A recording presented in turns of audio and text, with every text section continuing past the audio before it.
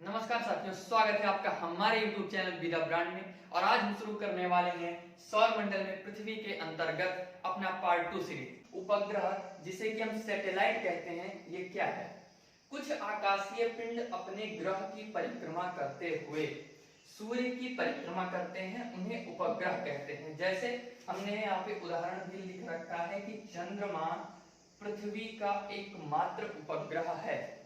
जैसे हमारी पृथ्वी है और हमारी पृथ्वी का, जैसा कि हम लोग जानते भी हैं कि हमारी पृथ्वी का एकमात्र उपग्रह है चंद्रमा, और ये चंद्रमा पृथ्वी की परिक्रमा कर रहा है।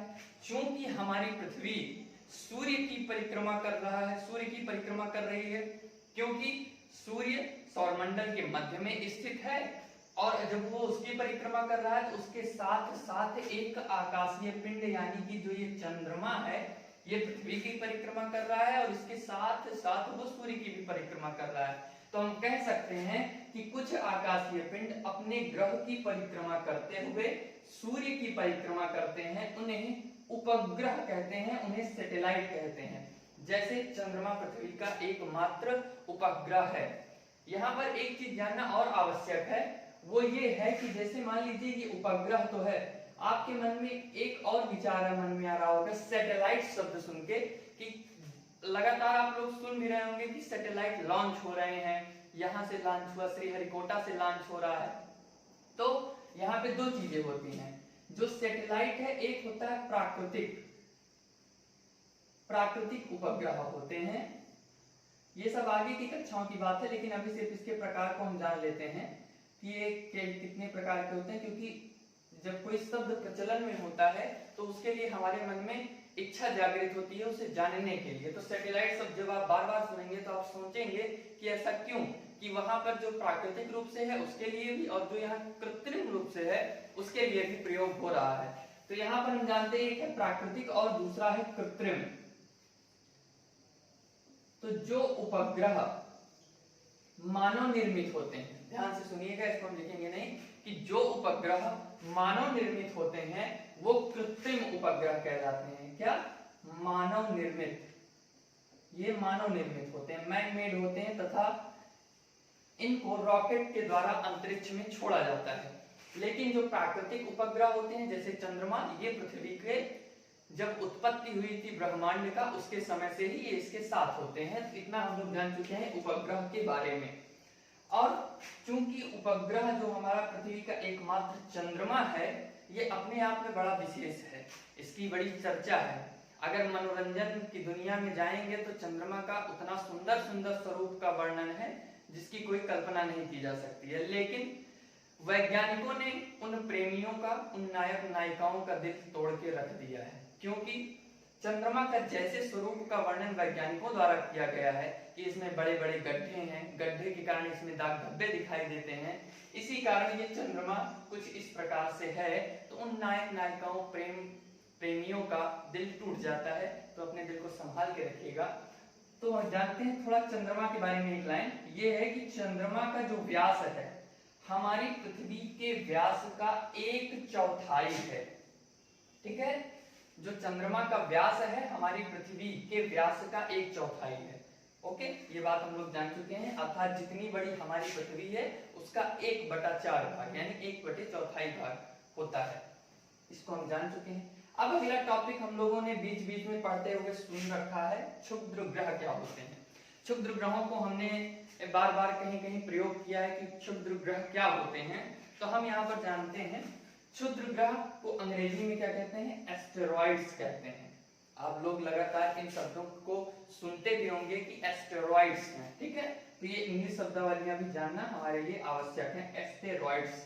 ठीक है, हमने कल अपनी कक्षा में चर्चा भी की थी क्षुद्र ग्रह पट्टी की, और आगे अभी हमने थोड़ी देर पहले ही बात की थी कि मंगल एवं बृहस्पति के मध्य क्षुद्र ग्रह पट्टी पाई जाती है, जिसके अंदर के ग्रहों को आंतरिक ग्रह तथा क्षुद्र ग्रह पट्टी के बाहर के ग्रहों को बाह्य ग्रह कहते हैं।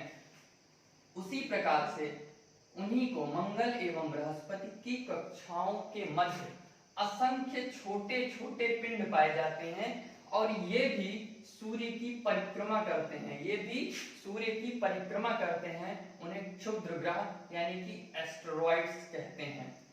कभी कभी आप लोगों ने देखा होगा कार्टून में या फिर पिक्चर्स में, जो एनिमेटेड पिक्चर्स होते हैं उसमें क्षुद्र ग्रह पट्टी को एकदम दिखाया जाता है कि मान लो सीडी की प्लेट इतनी चिकनी है कि उस पे आराम से वो सपना देख रहे हैं, उस पे वो घूम रहे हैं, पर ऐसा नहीं होता है। अगर कोई वहां पे जाना चाहे और मान लीजिए भविष्य में संभव हुआ जाना, तो गलती से भी ऐसा मत करिएगा, क्योंकि उससे आपका खून खच्चर हो जाएगा। तो ऐसे गंदे विचार अपने मन में ना लाइएगा, क्योंकि क्षुद्र ग्रह के जो है वो छोटे छोटे पिंड हैं, दगा देंगे सबको। ठीक है, तो आगे चलते हैं। ये हो गए क्षुद्र ग्रह। हमारा अगला टॉपिक है उल्का पिंड यानी कि मेटेरॉइड्स। यहाँ पे दो चीजों को आपको ध्यान में रखना होगा। एक यहाँ पर शब्द हमने यूज किया है एस्टेरॉइड, और एक शब्द हमने यूज किया है मेटेरॉइड्स। मेटेरॉइड्स तो रॉइड्स तो सेम है, रॉइड्स तो सेम है, अंतर कितने का है, मीटर का है और एस्ट्रो का है। तो क्षुद्र ग्रह एस्टेरॉइड्स, इसको ध्यान में रखना है। उल्का पिंड मेटेरॉइड्स, इसको भी ध्यान में रखना है, वरना हेर फेर हो सकता है। तो इसके लिए हम लोगों को सतर्क रहना चाहिए। क्षुद्र ग्रह क्या होते हैं? ये सूर्य के चारों ओर चक्कर लगाने वाले छोटे छोटे टुकड़ों को उल्का पिंड कहते हैं। अर्थात उल्का पिंड क्या होते हैं, इनके बारे में कहा जाता है कि जब हमारे ब्रह्मांड की उत्पत्ति हुई, जो कि उसका एक सिद्धांत है बिग बैंग सिद्धांत, उसको हम अपनी आगे की कक्षाओं में जानेंगे। उसके अनुसार जब विस्फोट हुआ तो विस्फोट के दौरान इन्हीं ग्रहों के जो छोटे छोटे टुकड़े थे ये बिखर कर बाहर निकल गए, तो इन्हीं को उल्का पिंड कहा जाने लगा। चूंकि ये भी सूर्य की परिक्रमा कर रहे हैं, इसलिए इनको उल्का पिंड के अंतर्गत रखा जाता है। ये सूर्य के चारों ओर चक्कर लगाने वाले छोटे छोटे टुकड़ों को उल्का पिंड कहते हैं। उल्का पिंड लगातार चक्कर, सूर्य का चक्कर, जैसे मान लीजिए सूर्य बीच में यहाँ पर स्थित है, सूर्य यहाँ पर स्थित है, ये बुध है, ये शुक्र है, ये पृथ्वी है। ठीक है, यहाँ पर जगह नहीं है तो इसको आप गोला समझ लीजिए, ये हमारा अर्थ है। तो ये जो उल्का पिंड है ये लगातार चक्कर लगा रहे हैं सूर्य का, लगाते लगाते ये अपनी कक्षा को पार करते हुए पृथ्वी के वायुमंडल में प्रवेश करने लगते हैं। और जब ये पृथ्वी के वायुमंडल में प्रवेश करना प्रारंभ करते हैं तो इसमें बहुत तीव्र घर्षण उत्पन्न हो जाता है, जिसके कारण एक बहुत विशाल प्रकाश उत्पन्न होता है। और उस प्रकाश को जब हम देखते हैं तो उसे हम टूटता हुआ तारा कहते हैं। आप लोगों ने कई मूवी में देखा होगा कि इनका टूटा उनका टूटा, तो तारे को देख के विष मांग रहे हैं, तो कुछ ऐसी स्थितियां नहीं होती हैं। आप लोग वैज्ञानिक तरीके से सोचें तो वो उसी को टूटता हुआ तारा कहते हैं। यानी कि जो उल्का पिंड पृथ्वी के वायुमंडल में प्रवेश करता है, प्रवेश करने के बाद उसका वायुमंडल से हमारे घर्षण होता है और वो जलते जलते टूटते हुए तारे के रूप में हमें दिखाई देता है, जिसे उल्का पिंड यानी कि मेटेरॉइड्स कहते हैं। अब अगला टॉपिक हमारा आता है पुच्छल तारा या फिर धूमकेतु। इसका नाम भी हम लोगों ने बहुत सुन रखा है। हर जगह टॉपिक्स में ये कुछ ऐसी शब्दावलियां या फिर छोटी छोटी बातें हैं जिनको जानना बहुत आवश्यक है, क्योंकि आप जब आगे बड़ी बड़ी परिभाषाओं को पढ़ेंगे तो वहां पर इतना नहीं बताया जाएगा कि उपग्रह क्षुद्र ग्रह क्या होते हैं। वहां पर एक लाइन में लिख दिया जाएगा कि उपग्रह, क्षुद्र ग्रह, उल्का पिंड, पुच्छल तारा। तो वहां पर अगर आप जानते रहेंगे तो आपको वो टॉपिक बड़े अच्छे से समझ में आ जाएगा, पर अगर आप नहीं जानेंगे तो आपके लिए दिक्कत हो जाएगी। तो हम चलते हैं आगे अपने टॉपिक को। पुच्छल तारा या फिर धूमकेतु, इसे इंग्लिश में कॉमेट कहते हैं। क्या कहते हैं? कॉमेट, COMET, कॉमेट कहते हैं धूमकेतु को। ये इंपॉर्टेंट है अपने आप में जानना। ये जो कॉमेट होते हैं ये बर्फ, चट्टानों, धूल और गैस के बने आकाशीय पिंड होते हैं। फिर से सुनिए कि ये बर्फ, चट्टानों, धूल और गैस के बने आकाशीय पिंड होते हैं। ठीक है, इन्हीं को पुच्छल तारा या धूमकेतु कहते हैं। अब हम ये जानते हैं कि धूमकेतु तो समझ में आ रहा है, लेकिन इसका नाम पुच्छल तारा क्यों रखा गया है? आप लोग एक चीज यहाँ पर देख रहे होंगे, पुच्छल तारा। पुच्छ का मतलब पीछे होता है। ठीक है, तो यहाँ पर इसका नाम पुच्छल तारा क्यों रखा गया है? तो इसका रीजन यहाँ पर ये आगे, इसका रीजन ये यहाँ पे लिखा हुआ है कि ये सूर्य का चक्कर लगाते हुए, देखिए एक चीज जान लीजिए, सौर मंडल में जो भी वस्तुएं या फिर जो भी आकाशीय पिंड उपस्थित हैं वो सूर्य की परिक्रमा अवश्य लगाते हैं, चाहे वो उपग्रह हो, क्षुद्र ग्रह हो, उल्कापिंड हो, पुच्छल तारा हो या स्वयं में कोई ग्रह हो, छोटे बड़े कण हो, वो सभी सूर्य की परिक्रमा करते हैं, क्योंकि सूर्य सौरमंडल के मध्य में अवस्थित है और उसके गुरुत्वाकर्षण के प्रभाव में सारे पिंड उसकी परिक्रमा करते रहते हैं। तो जब ये सूर्य का चक्कर लगाते हुए जब उसके अधिक निकट पहुंच जाते हैं, एकदम वही सेम स्थिति जैसे वहां पर हम लोगों ने देखा था टूटते हुए तारे के संबंध में, उसी तरह यहाँ पर होता है कि अगर हमारा सूर्य यहाँ पर उपस्थित है और सूर्य के चारों ओर ये पुच्छल तारे लगा रहे हैं, गति कर रहे हैं, ऐसे ये पुच्छल तारे हैं और ये परिक्रमा कर रहे हैं। परिक्रमा करते करते जब ये सूर्य के गुरुत्वाकर्षण के प्रभावाधीन, अर्थात सूर्य के गुरुत्वाकर्षण के प्रभाव से जब ये उसके अधिक निकट पहुंच जाते हैं तो इनकी संरचना कुछ इस प्रकार से हो जाती है। इनकी संरचना कुछ इस प्रकार से हो जाती है। क्योंकि हम लोगों ने ये चर्चा कर रखा है कि ये सूर्य के चारों ओर चक्कर लगाते हैं तो उसके ताप से इसके जो गैसें हैं, धूल है, बर्फ है आदि वाष्प में परिवर्तित हो जाते हैं एवं गुरुत्वाकर्षण के कारण जो तारे का सिर है यानी कि आगे का भाग है सूर्य की तरफ एवं पुच्छ हमेशा बाहर की तरफ यानी कि इधर बाहर की तरफ होती है, जो हमें चमकती हुई दिखाई देती है, जिसे पुच्छल तारा कहते हैं। अर्थात जब ये परिक्रमा लगा रहे थे, परिक्रमा लगाते समय ये जब निकट आए तो इसके जो आगे वाला भाग था कुछ इस तरह था, जो कि इसका सिर वाला भाग था जो कि सूर्य की तरफ था, और इसके पीछे वाला भाग एक पुच्छ की तरह था, तो इसीलिए इसको पुच्छल तारा कहा जाता है।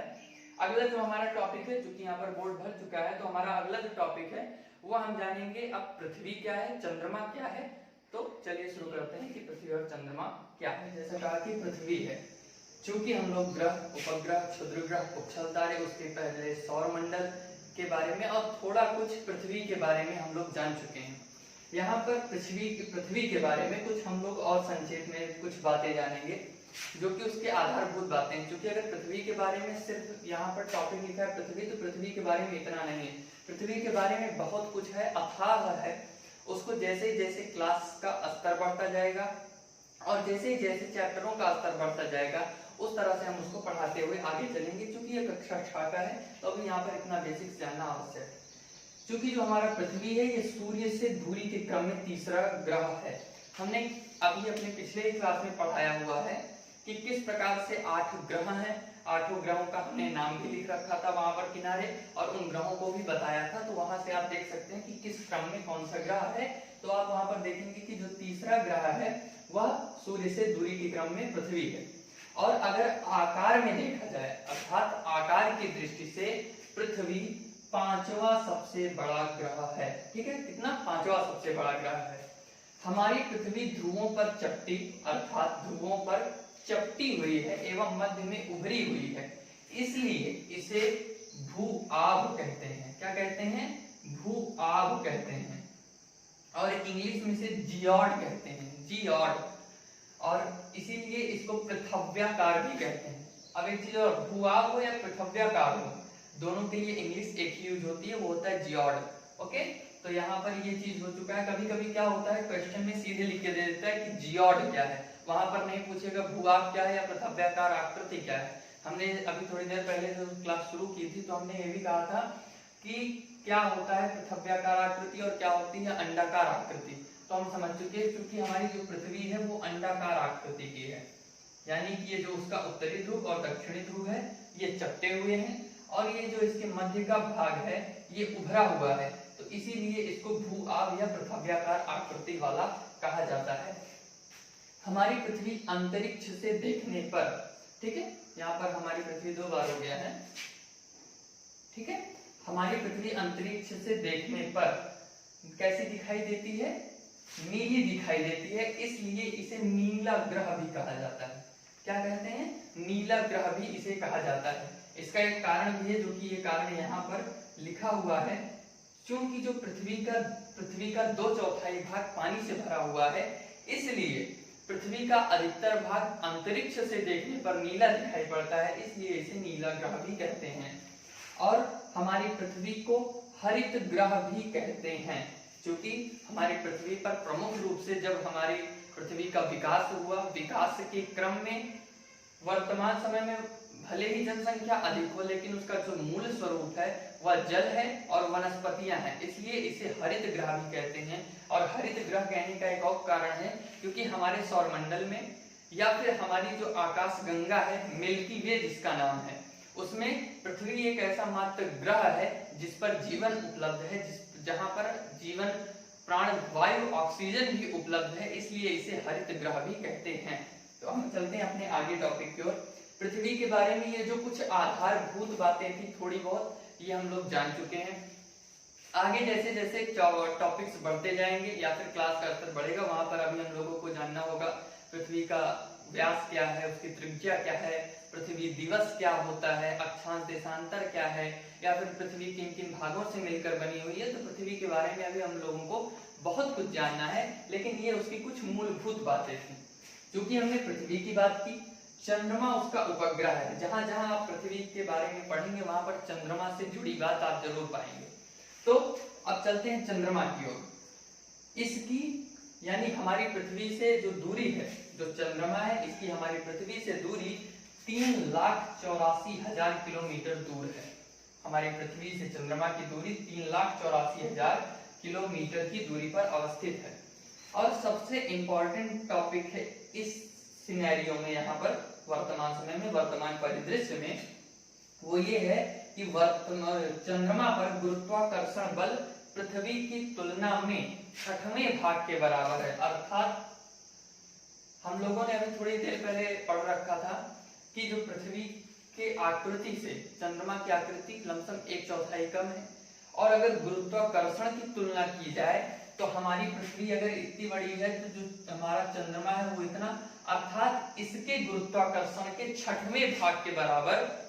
यहाँ पर इसका गुरुत्वाकर्षण है, एक उदाहरण देते हैं जिससे आप बड़े आसानी से समझ जाएंगे। जैसे मान लीजिए आप पृथ्वी पर हैं और पृथ्वी पर आपका वजन 60 किलो है, पर अगर आप चंद्रमा पर चले जाते हैं, उड़ उड़ाकर चले जाते हैं, मान लीजिए किसी तरह, जैसा कि फिल्मों में दिखाया जाता है, तो अगर मान लीजिए आप वहां पर चले जाएंगे तो आप महसूस करेंगे अपने आप को कि आपका जो वजन है चूंकि 6वें भाग के बराबर है, तो 60/6 आप अपने आप को 10 किलो का महसूस कर रहे होंगे। कहां पर?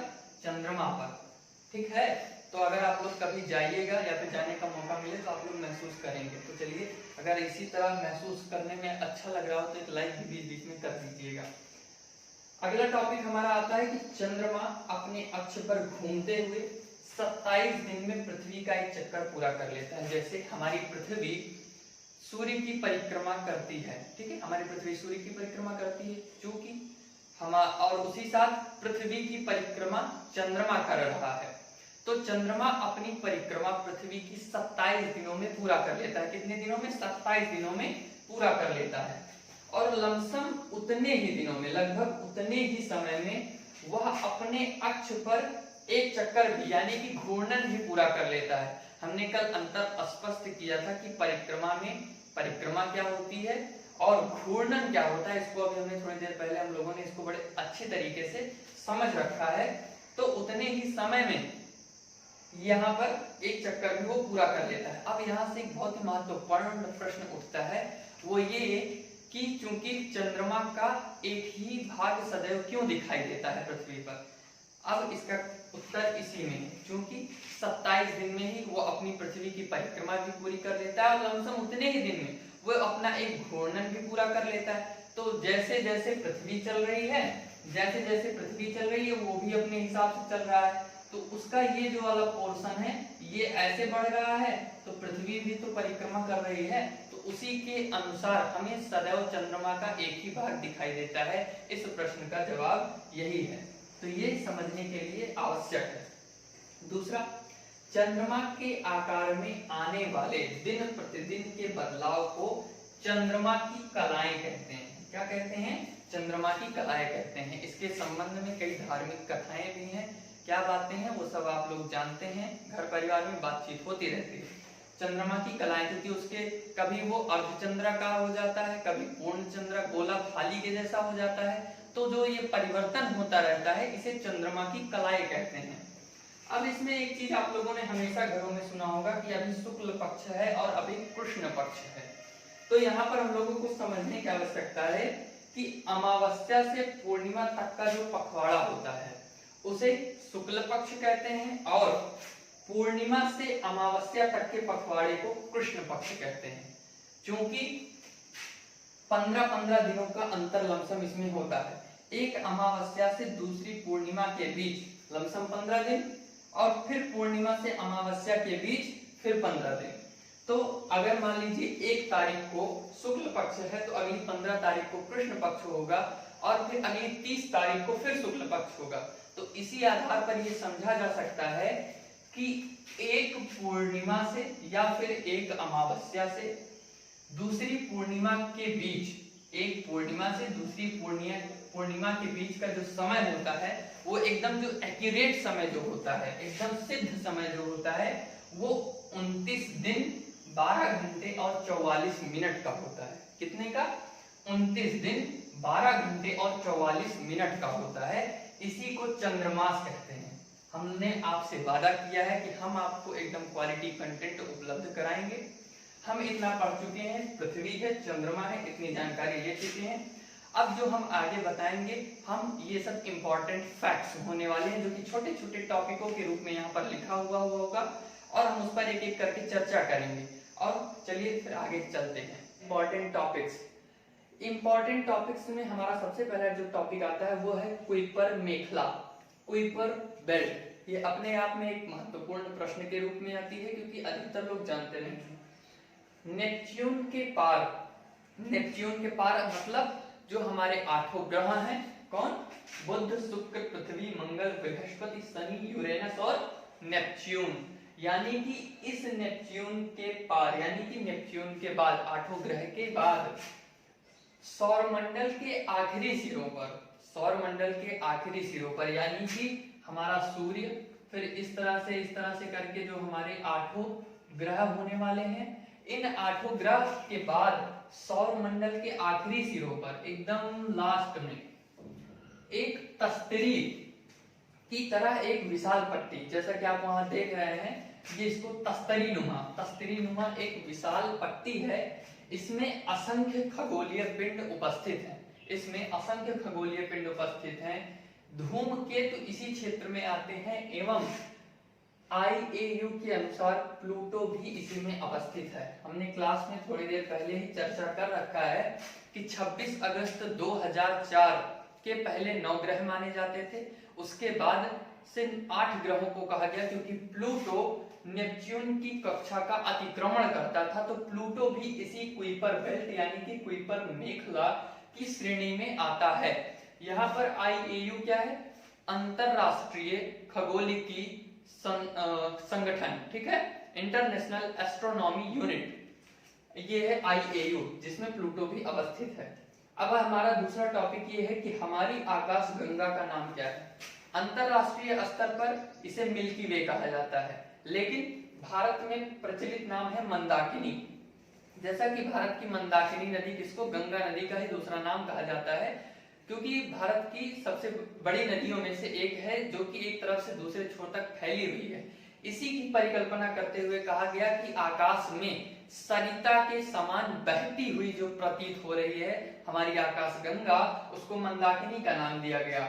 और इसके बारे में एक रोचक तथ्य जानना हम लोगों के लिए बड़ा अच्छा होगा। यहाँ पर हम एक रोचक तथ्य जानते हैं, और वो रोचक तथ्य क्या है कि अगर हम अपनी आकाश गंगा के एक सिरे से दूसरी तरफ जाना चाहें, यानी कि आकाश गंगा का ये एक सिरा है और ये आकाश गंगा का दूसरा सिरा है, और अगर हम इस सिरे से इस सिरे तक जाना चाहें तो उसमें कितना समय लग जाएगा? 1 लाख वर्ष का समय लग जाएगा। ठीक है, 1 लाख वर्ष का समय लग जाएगा। इसीलिए ये एक रोचक तथ्य है जिसे हमें जानना चाहिए। अगला हमारा टॉपिक है हमारी आकाश गंगा में लगभग, ठीक है, जो हमारी आकाश गंगा है उसमें बहुत सारे तारों का समूह है। हमने पहले ही बात कर रखा है कि करोड़ों या लाखों तारों का समूह आकाश गंगा कहलाता है। और उसी में 100 अरब तारों में से एक तारा है हमारा सूर्य।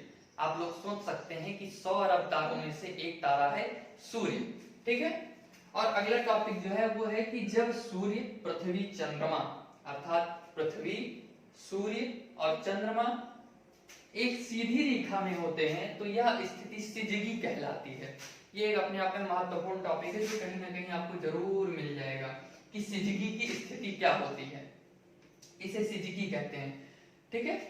ये होते हैं इस तरह से, या तो ये इस तरह की अवस्था बनेगी, या तो फिर इस तरह की अवस्था बनेगी, या फिर इनकी अवस्था जो बनेगी वो कुछ इस तरह से बनेगी, ठीक है। तो ये सब जो अवस्थाएं बनेंगी, अर्थात जब एक सीधी रेखा में हो वो लोग, ठीक, ये ऐसा हो ये ऐसा हो, तो सिजगी की अवस्था बनती है। अब हम देख लेते हैं कि सिजगी कितने प्रकार की होती है। सिजगी दो प्रकार की होती है, एक युति और दूसरा वियुति। ये सब महत्वपूर्ण चीजें हैं, ये जानना चाहिए। युति की स्थिति क्या होती है? जब सूर्य और पृथ्वी के बीच में, सूर्य और पृथ्वी के बीच में चंद्रमा आ जाए तो उसे युति की स्थिति कहते हैं। जैसा कि इसीलिए मैंने चित्र बनाकर एकदम अच्छे से यहाँ पर समझाया है कि यहाँ पर सूर्य है, यहाँ पर हमारी पृथ्वी है, इसके बीच में अगर चंद्रमा आ जाता है तो वो युति की स्थिति होती है और इसी को सूर्य ग्रहण कहते हैं। देखिए ये बात कहां से जुड़ी हुई है। आपने सूर्य ग्रहण को जाना होगा, सूर्य ग्रहण को समझा होगा, लेकिन इसके पहले लेयर क्या थी कि पहले तो सिजगी की स्थिति थी, सिजगी में युति वियुति की स्थिति थी, उसके बाद जाकर कहीं सूर्य ग्रहण और चंद्र ग्रहण की परिकल्पना आती है।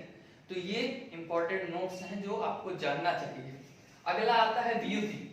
वियुति में क्या होता है? जब सूर्य और चंद्रमा के मध्य, ठीक है, सूर्य और चंद्रमा के मध्य पृथ्वी आ जाए। इन दोनों में बहुत थोड़ा सा अंतर है, ध्यान से लिखिएगा, ध्यान से समझिएगा कि जब सूर्य और चंद्रमा के मध्य पृथ्वी आ जाती है तो उसे वियुति की स्थिति कहते हैं, और ये वियुति की स्थिति को चंद्र ग्रहण कहते हैं और युति की स्थिति को सूर्य ग्रहण कहते हैं। तो ये कुछ इंपॉर्टेंट टॉपिक्स थे। एक और इंपॉर्टेंट टॉपिक यहाँ पर डिस्क्राइब हुआ है जो हमने लिखा रखा है, ये जो हमारे सौर मंडल के 8 ग्रह हैं, बुध, शुक्र, पृथ्वी, मंगल, बृहस्पति, शनि, यूरेनस और नेपच्यून, ये 8 ग्रह सूर्य से दूरी की क्रम में अवस्थित हैं।